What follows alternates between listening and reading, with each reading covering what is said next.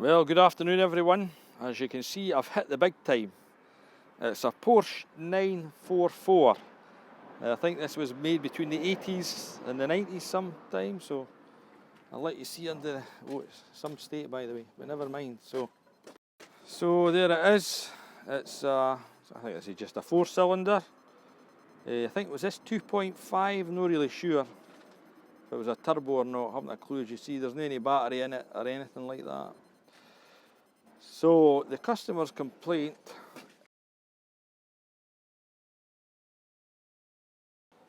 so what I done here was, there's the key goes in there, so you turn it and you get the dash lights coming up.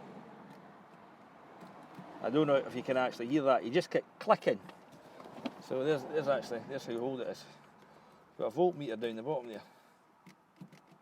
And can you hear that?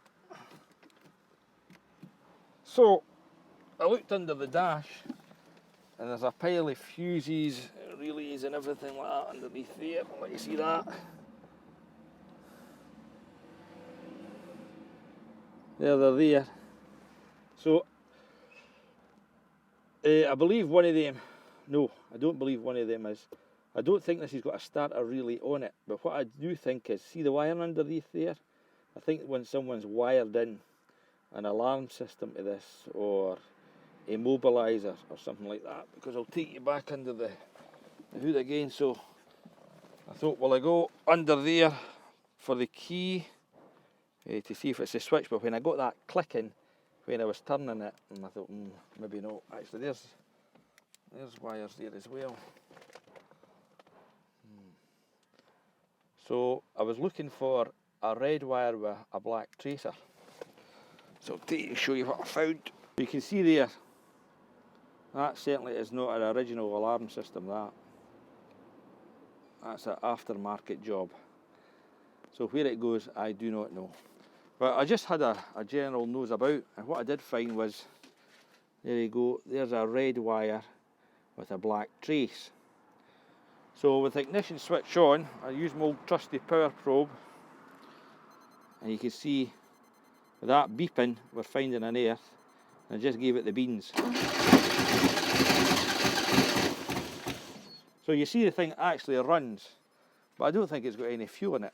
But the job that I came down to do, I have done. So, need to rip out that wiring system, or I thought maybe the easiest thing to do is to go back into the back of the ignition and just feed a wire into that red. Wait, get rid of this annoying noise. I'll give it another try.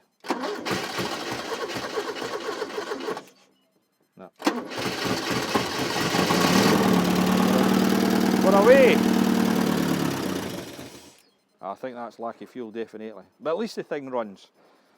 So I need to rip out that wire and get rid of that bypass. There must be a bypass on terminal 50 that goes from the ignition switch through here somewhere and down into the starter motor, which is down there.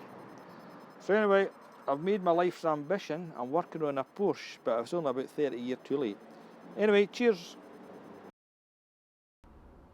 So I thought I'd give you a little rundown in this car. So this is the cars I grew up with. No a Porsche obviously, but this type of setup. So for the younger guys amongst you, here we go. So this is a distributor. So what it is, it has a rotor in there, so that turns round and that times the engine for the spark to come out the top here to go to your various spark plugs. And then you have a coil down here that produces the spark, sends it to the rotor, and then that gets distributed. So this one here going into the middle is called your king lead. So you can just check for the spark in the normal manner. Just pull one of the leads out and get a spark. Just check, see if you've got a spark. But obviously the thing starts. So we've got a spark here. What else have we got here? Oh yeah, an airflow meter. Now this is the vane type. There's actually within there a vane that moves. So what used to happen with these things, they would get stuck. There's a potentiometer on the top there.